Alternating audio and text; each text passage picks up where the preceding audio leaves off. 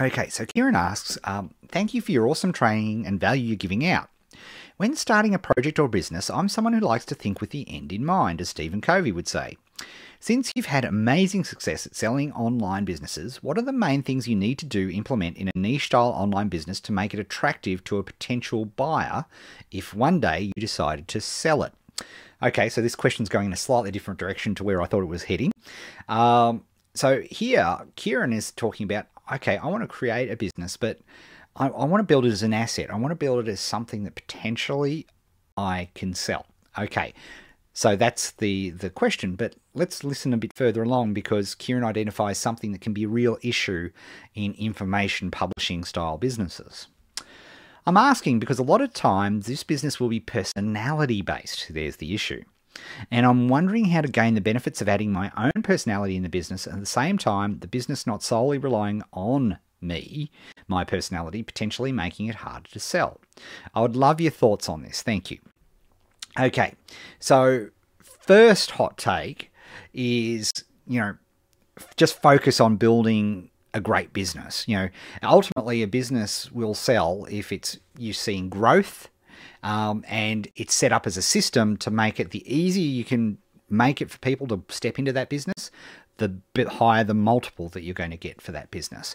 And you quite rightly identify if the business is totally associated around you, you're going to find a really hard time of selling it. So what do you do? Okay, I think, when I think about people who are doing this really well, I think about a guy like Nathan Chan at Founder Magazine, doing a brilliant job with building a brand around Founder, not around Nathan Chan, around his magazine Founder.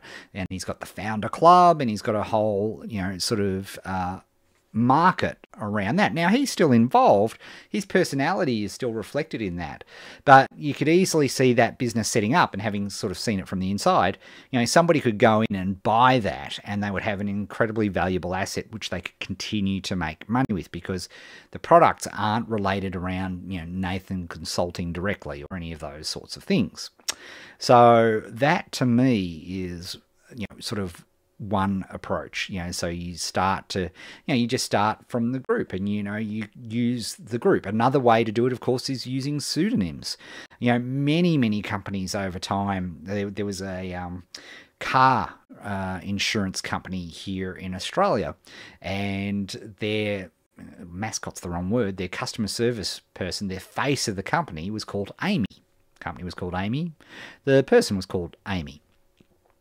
And whenever you dialed them up, you would get Amy on the phone. Now, of course, Amy was not just one person. They were dozens of people. So in that case, a pseudonym was fantastic because the pseudonym became the face of the company, not an individual person that could leave. You're seeing a lot with traditional publishers and newspapers. It's a real double-edged sword because often you're seeing the journalists who are actually building their own name and their own profile, going off and doing their own thing, and ultimately being able to be more successful because they've got much lower overheads and all those sorts of things. So fundamentally, don't stress so much about you and your role in it, because if you set up a good business to run, guess what? You've created a good business to sell. So by setting up processes so, you're not involved. I love, I was speaking at James Shremko's conference earlier in the year, and he did a session on how he runs his entire business now through his mobile phone. He uses Slack. And basically, if the process can't be done on the mobile phone, he reworks the process until it can be done on the mobile phone. So all he needs is his phone and Slack, and he can run his entire organization. And I thought, wow, what a great, end vision. Yeah, that's, you may not be there yet, but what a great sort of feel for that. And think about that. If you wanted to sell a business like that, that's going to be a hell of a lot easier to sell because you're selling a lifestyle. You created something which enables you to run it from a phone, which is brilliant, right? So you need to think about that. Those are way more important. The business processes that you're doing, how are they replicable? How are they, are you creating a, sort of your own knowledge base of how you bring on somebody? Are you using things like Scrum, Agile, Kanban, which makes it much easier for somebody to come in and take over the business so that you're not reliant? Because far more than the personality, I think, is even more important is if that person is so reliant in the management that everything goes through them. So when they leave, it all falls apart. So that's my advice to you. Make it simple, make it easy, and do it that way. I think is going to be a hell of a lot better way to do things.